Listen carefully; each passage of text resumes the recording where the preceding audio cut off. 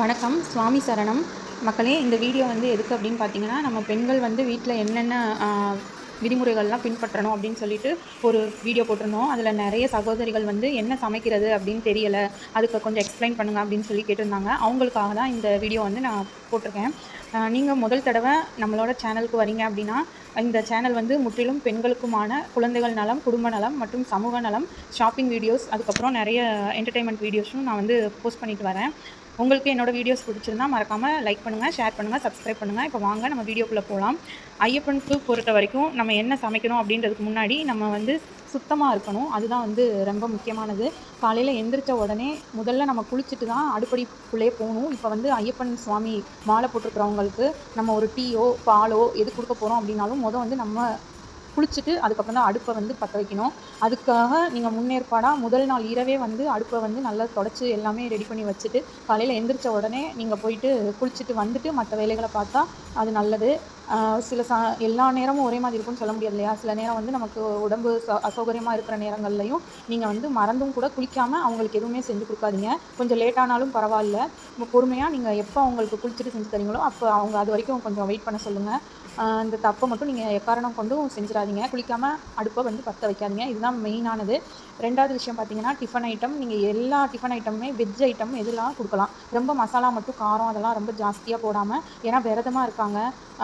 Mostly வந்து ஐயப்பன் சாமிங்க வந்து காலையில் சாப்பிட்றத வந்து தவிர்த்துடுவாங்க. சில பேர் வந்து இப்போல்லாம் சுகர், ப்ரெஷர் எல்லாருக்குமே நிறையா இருக்கு இல்லையா? அதனால அவங்க வந்து பத்திய சாப்பாடு மாதிரி இப்போ 4 இட்லி சாப்பிட்ற இடத்துல அவங்க ஒரு 2 இட்லி, 4 தோசை சாப்பிட்டுருக்காங்க நார்மலாக அப்படின்னா 2 தோசை அந்த மாதிரி சாப்பிட்டுக்கலாம். ஏன்னா மாத்திரை போடுறவங்கலாம் நிறைய சுவாமிமார்கள் இருக்காங்க. அந்த மாதிரி இருக்கிறவங்களுக்கு வந்து நீங்கள் காரம் கம்மியாக விரதத்துக்கு எப்படி நம்ம சமைப்போமோ அந்த மாதிரி முறையில் நீங்கள் சமைச்சு கொடுக்கலாம்.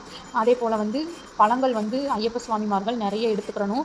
ஏன் அப்படின்னா, மலைக்கு பெரிய பாதையில் நடக்கிறவங்களுக்கு உடம்பு வந்து தெம்பு இருக்கணும், நடக்கிற அளவுக்கு அந்த காலில் வந்து பலம் இருக்கணும். அதுக்கெல்லாம் இந்த 48 நாள் நம்ம விரதத்தில் வந்து அவங்க உடம்பை வந்து நம்ம தயார்படுத்துகிறோம். அப்படி இருக்கும்போது நம்ம அவங்களுக்கு திடகாத்திரமான உணவுகளை கொடுக்கணும்.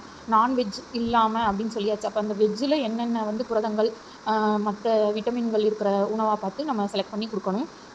இப்போ மதிய உணவு அப்படின்னு சொல்லி பார்த்துக்கிட்டோன்னா, எல்லா காய்கறியுமே, கீரை வகைகளுமே நம்ம சேர்க்கலாம். தவிர்க்க வேண்டியது அப்படின்னா, கசப்புத்தன்மை மிகுந்த பாவக்காய், சுண்டைக்காய், சுரைக்காய் இந்த மாதிரி விரதங்களுக்கு ஏற்கனவே நம்ம வீட்டிலலாம் சொல்லி கொடுத்துருப்பாங்க இல்லையா? இந்த காய்கறி எல்லாம் சேர்க்கக்கூடாது அப்படின்னு சொல்லிட்டு ஒவ்வொரு வீட்டில் ஒவ்வொரு மாதிரி ஃபாலோ பண்ணுவாங்க. சிலர் வீட்டில் வந்து பூண்டு வகைகளே ஆட் பண்ணாமல் வெங்காயம், பூண்டு இல்லாமையே சமைப்பாங்க. அந்த மாதிரியெல்லாம் ரொம்ப விரதம் இருக்கிறவங்க எங்களுக்கு தெரியும், இந்த மாதிரி சமைக்க எங்களுக்கு தெரியும் அப்படின்னா அந்த இதை ஃபாலோ பண்ணிக்கலாம். நார்மலாக இப்போ எங்கள் வீட்டிலலாம் பூண்டு வெங்காயம்லாம் சேர்த்து தான் சமைப்போம். அப்படின்றபோது பாவக்காய், சுரைக்காய், அதே போல் சுண்டைக்காய், கீரைகளில் வந்து அகத்திக்கீரையை வந்து சேர்க்க வேண்டாம். அந்த கீரையை தவிர மற்ற எல்லா கீரையுமே நீங்கள் வந்து சேர்த்துக்கலாம். ஏன் அப்படின்னா, கீரை வந்து நல்ல சத்துக்கள் வந்து நிறைய இருக்குது கீரை வகையில்.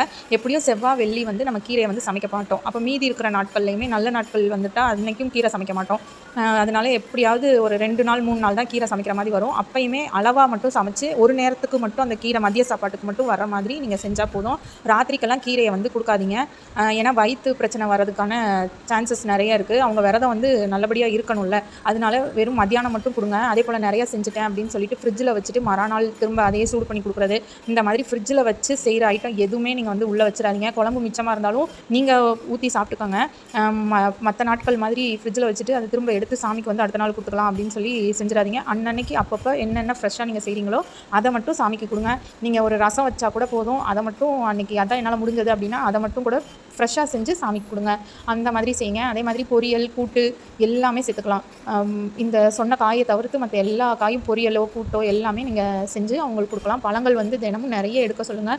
நீர்ச்சத்துக்கள் வந்து அவங்களுக்கு ஜாஸ்தியாக தேவைப்படும். அதே போல் நிறைய நடக்கணும். அவங்க வீட்டில் இருக்கும்போதே அந்த 48 நாட்களும் அவங்க வந்து நடந்து பழகுனால்தான் அங்கே போயிட்டு அவங்களுக்கு கால் வலி அந்த மாதிரிலாம் தெரியாது. சலிப்பு தட்டாமல் அவங்க வந்து சீக்கிரமாக நடக்க முடியும். அதே மாதிரி டீ, காஃபி நிறைய குடிப்பாங்க அப்படின்னா அதை முடிஞ்ச அளவுக்கு நீங்கள் கம்மி பண்ணிவிட்டு அந்த டயத்தில் வந்து இந்த ஜூஸ்கள் வந்து போட்டு கொடுக்குறதுக்கு முயற்சி பண்ணுங்கள். ஆஃபீஸ்க்கு போயிடுவாங்க முக்கால்வாசி சாமிங்கள்லாம். அப்படி அவங்க ஆஃபீஸ்க்கு போகிற சமயத்துலையும் சாமிங்களுக்கு தனியாக வந்து தண்ணி கொடுத்துருங்க.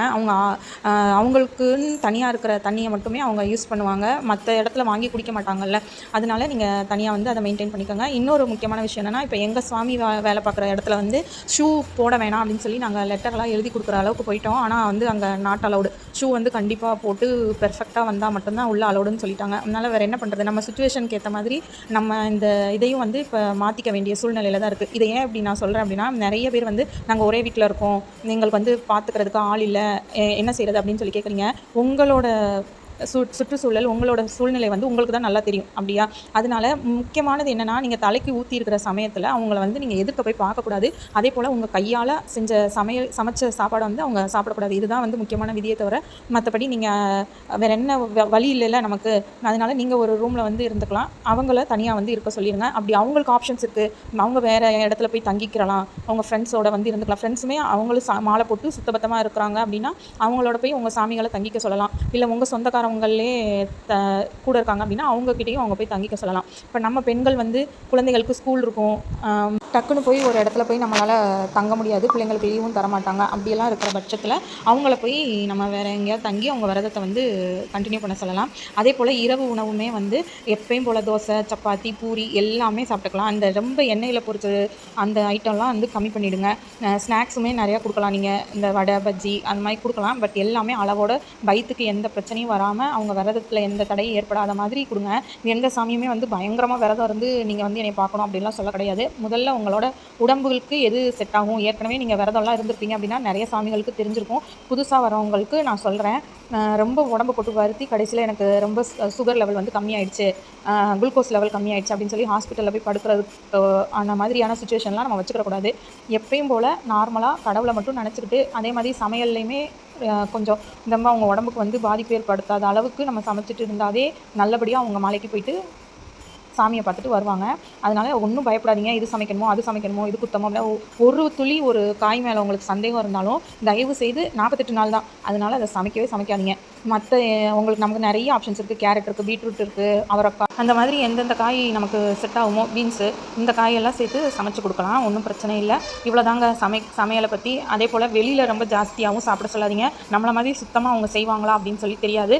எந்த பொருளையும் யார்கிட்டையும் கடன் வாங்காமல் நம்ம வீட்டில் இருக்கிறத வச்சே செய்கிறதுக்கு பாருங்கள். அதே போல் காலையிலையும் சாயந்தரமும் அவங்க பூஜை போடுவாங்க. அப்போ ஏதாவது ஒரு நேரம் சாமிக்கு வந்து பிரசாதம் வைக்கணும் இல்லையா, ரொம்ப வருத்திக்க வேண்டாம். முடிஞ்சவங்க வந்து சக்கரை பொங்கல், வெண்பொங்கல், தயிர் சாதம், இந்த மாதிரி கலவை சாதங்கள் ஏதோ ஒன்று வந்து என்ன செய்கிறோமோ எச்சில் படாமல் செய்யணும். அந்த மாதிரி எச்சில் படாமல்னா நம்ம டேஸ்ட்டெல்லாம் பார்க்காம ரொம்ப சுத்தமாக சமைக்கும்போது பேசாமல் சமையலை மட்டுமே பார்த்துட்டு அந்த மாதிரி இருக்கிற உணவுகளை மட்டும் நம்ம வந்து சாமிக்கு வச்சு சாமி கும்பிடலாம். அப்படி தினமும் என்னால் செய்ய முடியாது அப்படின்றவங்க ஒரு கல்கண்டாவது காலையிலையும் சாயந்தரமும் வைங்க. இல்லை ஒரு சாக்லேட்டாவது வாங்கி சாமிக்கு வந்து நீங்கள் வீட்டில் வச்சுருக்கிற ஐயப்பனுக்கு வச்சுட்டு வாங்க. அந்த சாக்லேட் வந்து உங்கள் குழந்தைங்களுக்கோ நீங்களோ எல்லாருமே எடுத்து சாப்பிட்டுக்கலாம். அந்த மாதிரி செய்யலாம். இவ்வளோதாங்க, ரொம்ப எளிமையானது தான். உணவு முறைகள் வந்து அவங்களுக்கு ரொம்ப கட்டுப்பாடெல்லாம் கிடையாது. அதனால் நீங்கள் தாராளமாக சந்தேகம் இல்லாமல் சமைக்கலாம். இந்த தகவல்லாம் எங்களுக்கு எப்படி தெரியும் அப்படின்னு சொல்லி நீங்கள் நினைக்கலாம், கமெண்ட்ஸில் கூட கேட்பீங்க. எங்கள் குடும்பத்தில் வந்து, அதாவது எங்கள் மாமனாரோட அப்பா வந்து 2 தடவை மரக்கன்று வந்து வச்சுருக்காரு. அப்போ 18 வருஷத்துக்கு ஒரு தடவை மரக்கன்று வைப்பாங்க இல்லையா, அவர் வந்து 2 தடவை வச்சுருக்காங்க, அவர் குருசாமி. அதே போல் எங்கள் மாமனார், சின்ன மாமனாரும் போயிருக்காங்க. இப்போ எங்கள் வீட்டு சாமியும் வந்து போயிட்டுருக்காங்க. அதனால் இந்த விஷயங்கள்லாம் என்னோட மாமியார் வந்து எனக்கு சொல்லி தந்து நான் வந்து உங்களுக்கு சொல்கிறேன். இதை மீறி உங்களுக்கு இன்னும் வந்து சந்தேகம் இருந்ததுன்னா உங்கள் வீட்டு சாமிகள் வந்து குருசாமியாக ஒருத்தர் வந்து வச்சுருப்பாங்க இல்லையா, அவங்கக்கிட்ட நீங்கள் கேட்டுக்கலாம். அதே போல் நீங்கள் உங்கள் கணவர்கிட்டையும் அந்த சந்தேகங்களை வந்து நீங்கள் கேட்டு நிவர்த்தி பண்ணிக்கலாம். இந்த வீடியோ உங்கள் எல்லாருக்கும் ரொம்ப யூஸ்ஃபுல்லாக இருந்திருக்கும்னு நினைக்கிறேன். அப்படி இந்த வீடியோ உங்களுக்கு பிடிச்சிருந்தா மறக்காமல் சப்ஸ்கிரைப் பண்ணிடுங்க. இந்த வீடியோவை பார்த்ததுக்கு உங்களுக்கு ரொம்ப நன்றி சகோதரிகளே. நம்ம எல்லாருக்குமே ஐயப்பன் வந்து உறுதுணையாக இருந்து இந்த வருஷம் நல்லபடியாக எல்லோரும் மலைக்கு போயிட்டு வரணும் அப்படின்னு சொல்லி நம்ம எல்லோரும் வேண்டிக்கிறலாம். அடுத்த வீடியோவில் உங்களை சந்திக்கிறேன். நன்றி, வணக்கம். சாமியே சரணம் ஐயப்பா.